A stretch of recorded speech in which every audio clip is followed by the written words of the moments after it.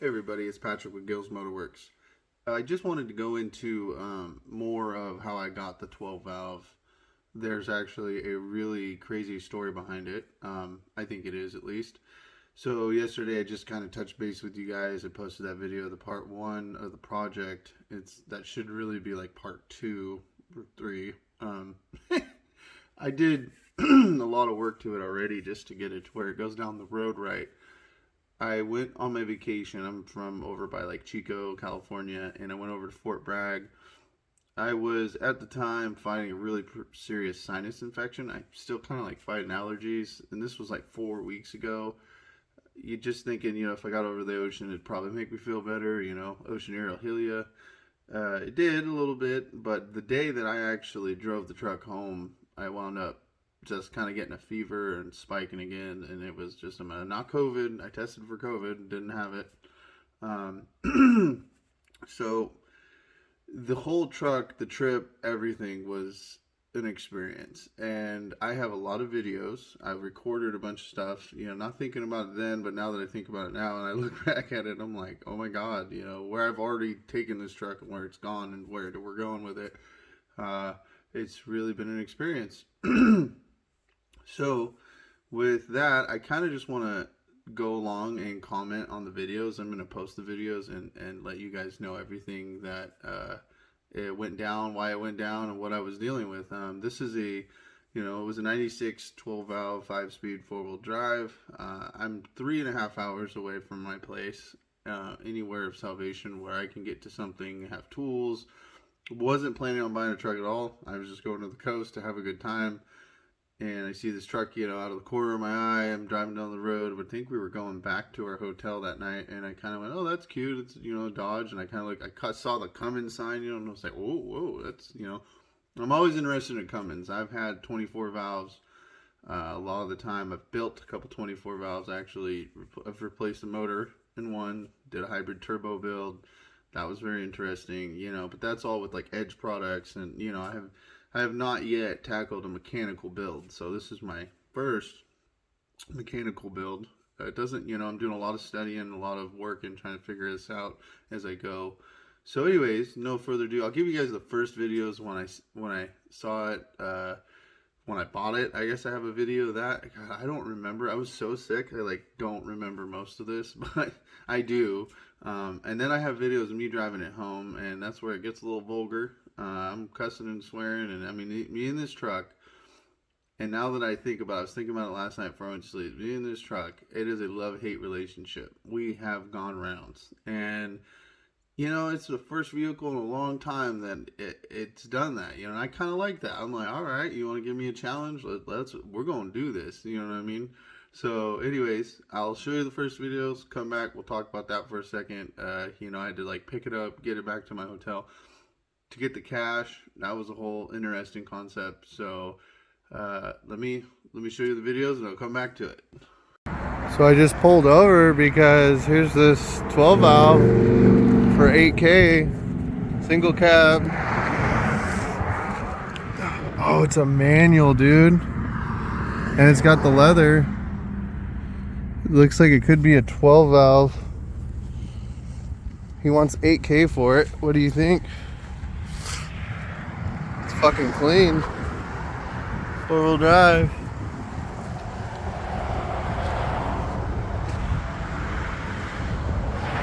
Yeah, it's nice. Woo. I'm gonna take her home.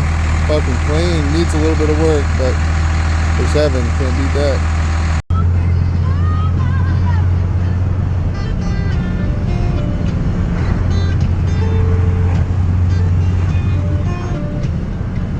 Yeehaw! Some Dojis. It's Doji. The gray one, the light gray one, that one, definitely Doji. Front end, very Doji. So anyways, that's kind of the first 3 videos I recorded after I got it. But in between that, so I went and saw the truck, and I saw there was 8K, and so I was like, all right, I mean, I was thinking about selling it, possibly fixing it up. I mean, those things are going for 15. I've had a lot of people that were like, "What'd you get it for? Like 18K?" And I'm like, "No." I'm not gonna buy an older gen diesel for 18. I mean, because they just need a lot of work. Most of these diesels, no matter what you do, how well taken care of, they still got to be upkept. They still got to be taken care of. So I called the guy. He was actually pretty nice. He was about my age. I'm like 32. And we wound up saying, yeah, he said he'd meet with me that afternoon. I just said, hey, I'm kind of on my vacation. I can't really meet this afternoon, but tomorrow morning. And so I got up really early the next morning, after looking at prices all night, just seeing kind of what stuff was going for. Because I originally was planning on just picking it up, flipping it, fixing it, and selling it to somebody. Because, back in the day, you could get diesels all day long for a good price. And that was kind of, I always like to make a little extra cash to pay bills. So anyways, I meet the guy the next morning. And, the first thing he does is he gets in it. He goes, you gotta hit the pedal on a 12 valve when they're cold to start them. And it's not really that cold out. And so it starts right up. And I'm like, all right, first sign is it's starting up, sitting there, it's idling, it's running, sounds good. I'd looked underneath, and originally when I looked at it, I was thinking, oh, this thing's gonna have rust. I mean, it's on the coast.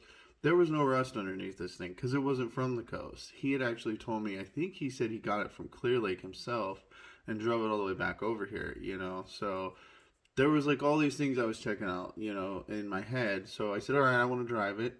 So I get in it and start to drive it, and the first thing I notice is second gear is just like grinding. It goes into gear, it grinds. So I'm thinking, okay, and the pedal was kind of soft, and the brake pedal was sticking a little bit, which is funny because now that I've drove it a bunch, the brake pedal's not really sticking anymore. I'm guessing calipers. I'm probably going to change the calipers and do a brake job on it, and eventually. So, there's these things going off in my head as I'm driving. The seat's just worn.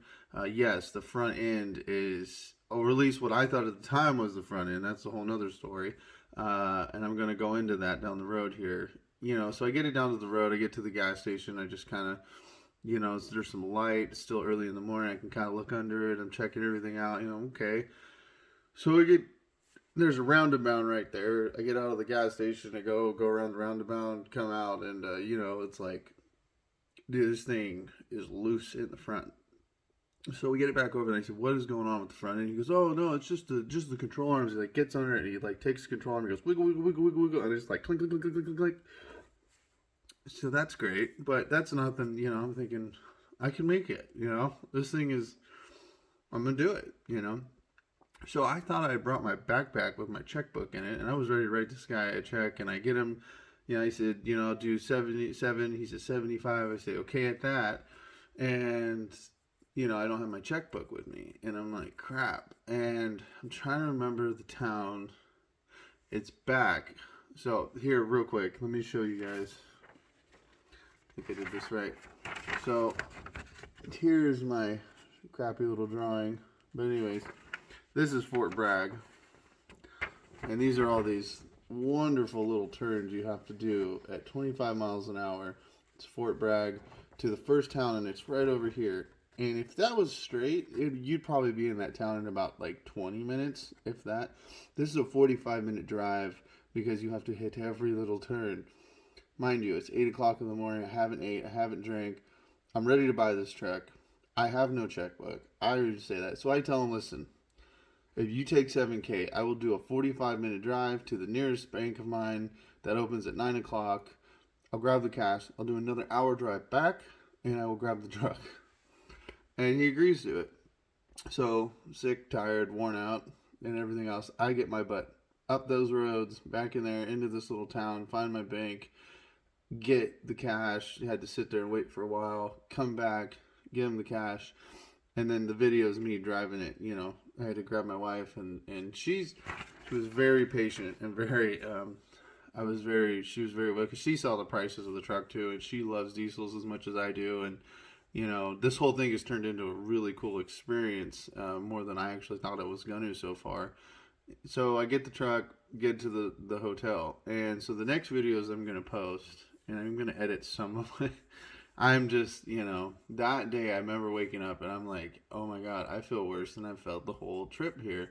And I love the coast. And I just remember feeling like really hot. I was just burning up, and I'm like, well, whatever. I got to do what I got to do. I'm in it now, So I get like a couple towels together, get it on the seat. The seat's down to like nothing, metal, and I get in it, and I'm like, how bad could this be? I've been in Dodges. I know the steerings can be loose. I actually did not know anything about what was on the front end. I know it had some custom bars. I just did a rough calculation of what was in the truck, what it looked like. I knew it had some kind of lift kit on it. I don't know anything about filters. I don't know anything what's been changed, what hasn't, so I'm going to go fill the tank up, and just kind of winging it at this point. The other thing I had to do was register it before I left. I remember this now. And so there's a little tiny DMV in Fort Bragg, if anybody doesn't know this. And I went into Fort Bragg's DMV, and that was pretty interesting. Anyways, I registered it. It was like $500. Got the sticker there, put it in my name, slapped a sticker on it. Now we're good. Don't have to worry about registration. And I went for it. So I'm going to show you the next 3 videos of I made it to Williams. And then I'll just touch base on that because there was a whole scenario thing went down there, and this is where it starts getting interesting. So no further ado, here you go. I've done some dodgy shit in my day, boys, but there's some fucking dodgy shit right here, man. I'm doing about 30, 35, and every time I take a right, the fucker will pop and yank and just fucking try to send me into God knows where. Oh my God. Holy. Wish me fucking buttholes. Is not happy about his life. This is gonna be a long ride home. Still tripping. She's only tried to kill me about 1,700 times. Right. Get you home, girl. She's ornery. She's bad. But yeah, we're doing it. Yeah. Made it to Williams. Gonna grab lunch and I'll be on my way to you guys. So the funny part of that, I'm really sorry about the language again. I was really tired and exhausted at that point.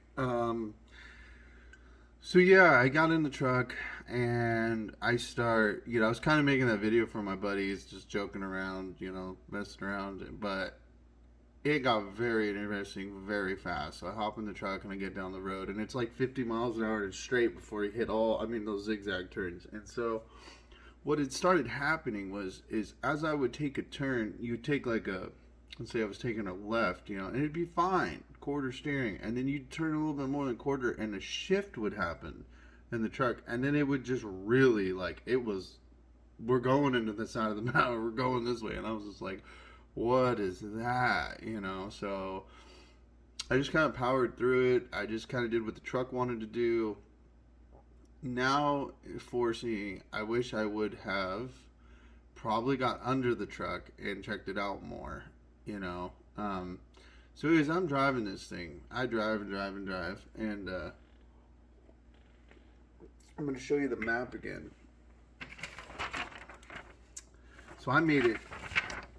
So the second video, I'm on the freeway, and I'm headed towards Clear Lake. This is Clear Lake. It's all backwards here in the video. Anyways, I make it through all that, get down to Clear Lake, and I'm only doing 40, 45. What was supposed to be a 3.5 hour trip wound up turning into like a 5-6 hour trip. It was bad. And maybe some of that was just me not knowing the truck and just not really wanting to push it any further because, every time I take a work. So I get to Clear Lake, and it is really starting to every time I take a right, it is just or left, just everything is loose on the front. The steering is all the way one way. This thing was like, oh man. And so I pull over in Clear Lake finally, and my wife, she had the good truck, so she would just go ahead of me and then stop somewhere and just wait to make sure I'm still alive and gonna make it. So we get to Clear Lake, I get to the gas station, and I'm done.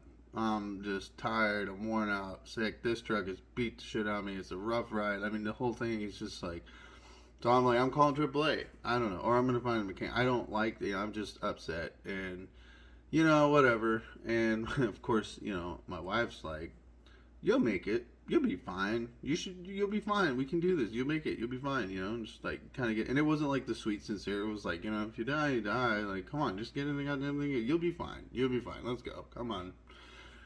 So I called AAA, and they're like, oh, yeah, well, you know, you've already used all your tows, because I help customers sometimes with their tows and stuff, and I'm like, I'm thinking about calling. I'm just like, kind of like, oh, do I really want to do this? But, you know, we were talking about it, and it's like, yeah, the rest of the ride, the turns aren't that sharp, you know.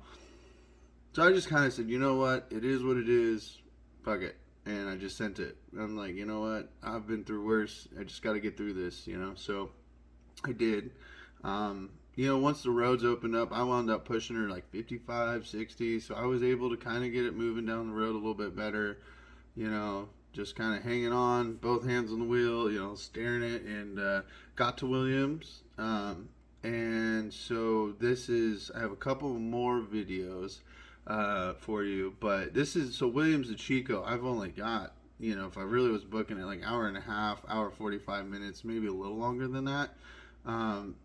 So we had two options at that point, and one is I either go down the back roads of Williams over to like Willows and cut into like 162 and then get back over to Chico, or I just get on the freeway and try to just shoot down to Willows, which would only be like 30 minutes, and then it's like another 45 minutes home. So I'm going, you know what, if I'm driving it straight, it drives straight. I can do this. So I get out on the freeway, and things get very interesting. I can only do about 60 miles an hour in this thing. I mean, semis are pissed. I mean, things are passing me. It shouldn't be passing me. You know, I don't know, man. I'm just doing what I can to I just want to get home. I mean, I don't know in the video when I say, hey, I made it to Williams. I'm just so tired and worn out. My voice is tired. I was actually talking to my people at the shop, just letting them know, you know, I'm coming in hot as fast as I can. They had the shop going for me. You know, I just want to get out of this thing. So my wife, we're on the freeway and I'm driving it, and I have a video of on the freeway. She finally like gets us off the freeway. She's like, I can't watch this anymore. You're pissing truck drivers off. So we were almost to Willows. So she cut a back road. We get into Willows.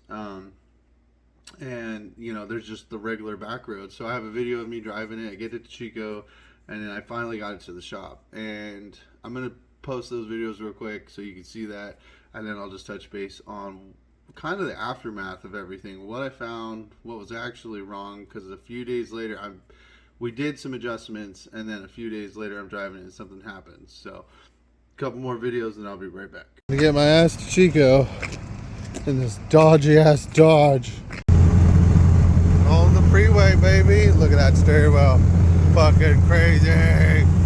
But we are cruising, girl. This fucking water runs beautifully. I mean, hell yeah. Made it back to Chico. Woo! Yeah. This thing fucking rips, dude. Other than needing suspension and the EGTs are good. I mean, yeah. Fucking thing's fun. It's like the fastest 12 valve I've been in. Probably because it's like a single cab. So anyways, in the last video, you can tell I get to Chico, and I'm like super excited. I've made it, you know, after having a mental breakdown halfway through. And I just, you know, I'm like, oh, I get it to the shop, I park it, I want out of it. I'm going to come back to this a later date. That night, I wound up breaking that little fever thing I had going on. I think I was really dehydrated. I hadn't really drank any water. I wasn't paying attention to anything in my body or anything, what was going on. I was just driving it, like, let's get there, let's do it. So I made it to Chico, and then the next day, you know, I'm like, well, I got to get this thing ready to drive. This is going to be my daily. So me and my tech, John, you know, gets under it, and we're like, yeah, you know, this doesn't look right. So it turns out, I still didn't find this out till a couple days later. I mean, it has these adjustable parts. Well, it was a Synergy kit that's actually on it. And I haven't been, you know, every time I get a truck, I don't do all the off-roading or anything like, I just like the diesels for the diesels. I grew up with diesels. I drive them for being a diesel, you know. So I didn't know what any of this was yet. Comes down the road, I'll tell you a little bit more. So we fixed the front end, we tightened it up, and I have a quick video of the first, you know, I tell John to get it. I'm like, you guys got to see this thing. I mean, this 12 valve, And now I'm just learning that, like I said, I've only had 24 valves, so I'm learning that, now the plate's been, pushed forward and it's probably been shaven, and, I don't know to what extent still what he has turned up on it, other than, I'm kind of going off of boost and EGTs and kind of how it runs, and it does smoke a little bit, when you really get on it. So here's a quick video I just want to show you, and I'm probably going to just post that video by itself down the road, just of a 12 valve pull, because it sounds so good. And then I'm just going to talk a little bit about what happened right after that, and where we're at now, and just kind of sum up the video. So here you go.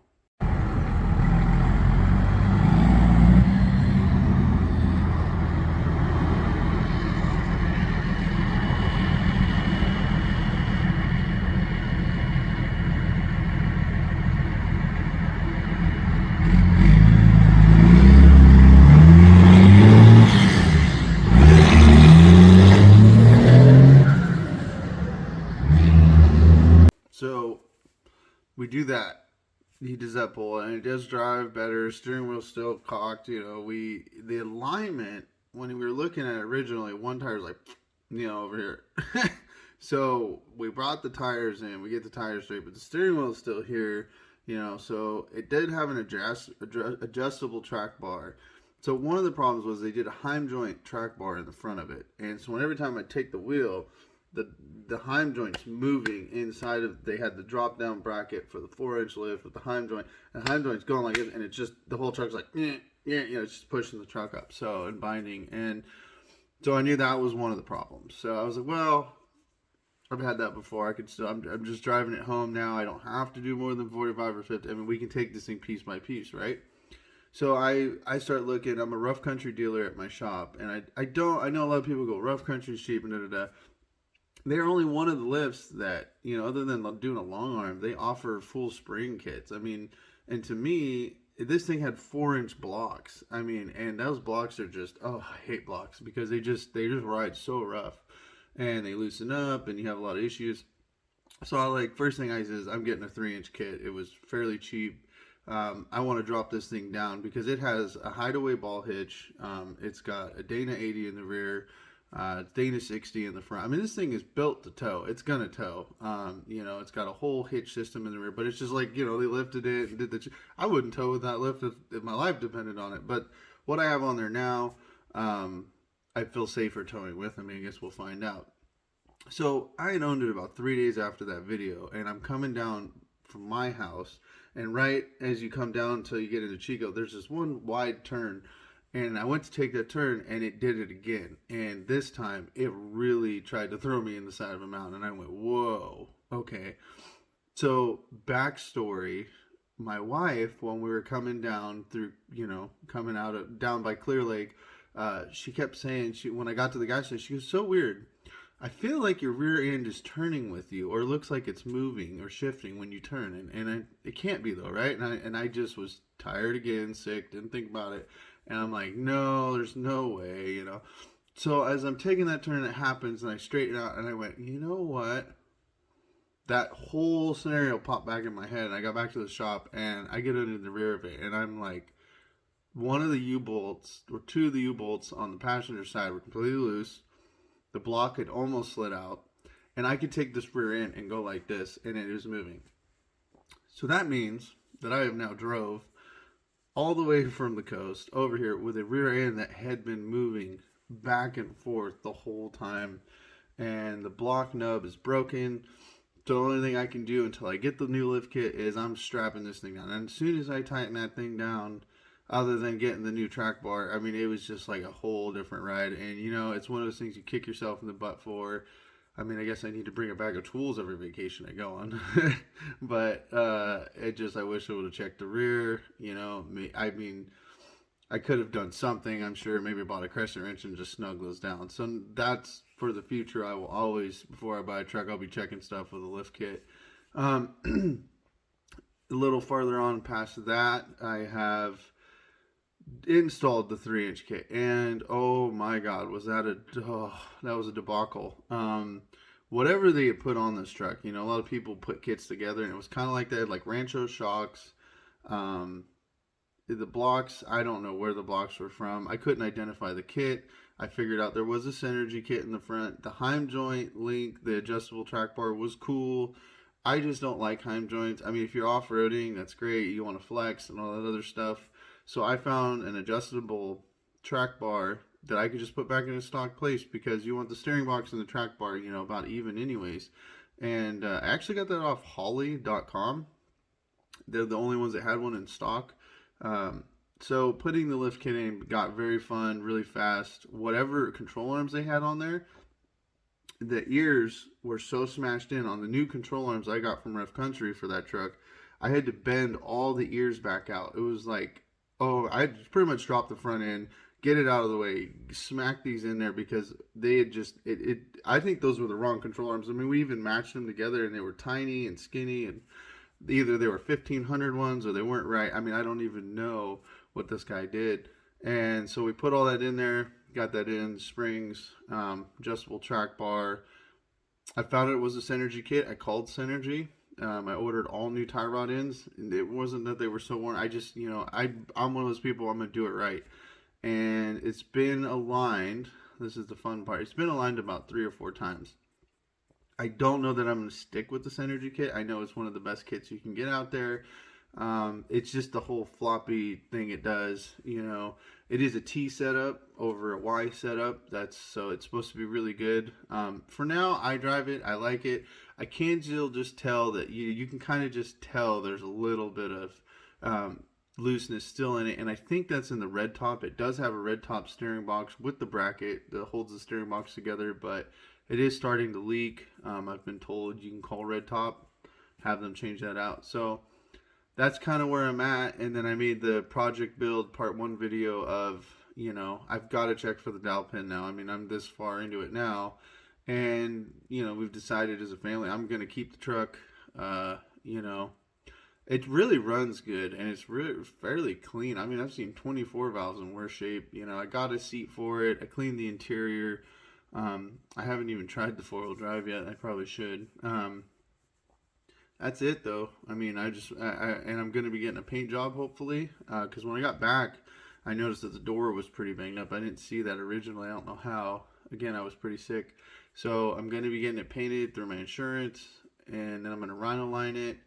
I don't know. I mean, there's still a lot to do, but anyways, I just wanted to share my story of how I got it home, because that was pretty interesting. A lot of dedication there. And next time we'll be checking the rear end, that's for sure. So yeah, the new blocks in the rear end are great. Rough Country shows you those, nice big blocks, and then they have where the U-bolts go in, and they even have the other U-bolts that strap to those to the leaf springs, and that's great. And I think that they give you this like extra pad, I'm pretty sure, for like if you want to put airbags in or something. So I don't know. I've always felt like Rough Country's quality, they do go the extra step with stuff. So please like, share, comment, subscribe. Tell me about your experience with getting a 12 valve or a 24 valve. I mean, I can't be the only one out there that just, sees something off the side of the road and buys it, I don't know. Life's an adventure, you just got to live it to the fullest. And yeah, that's my story of the 12 valve. And I will have more videos on what I'm doing with it, and just, if you want to follow me and see what I'm doing with it, and if it helps you doing anything with yours, that'd be great. So have a great day, and I'll talk to you soon.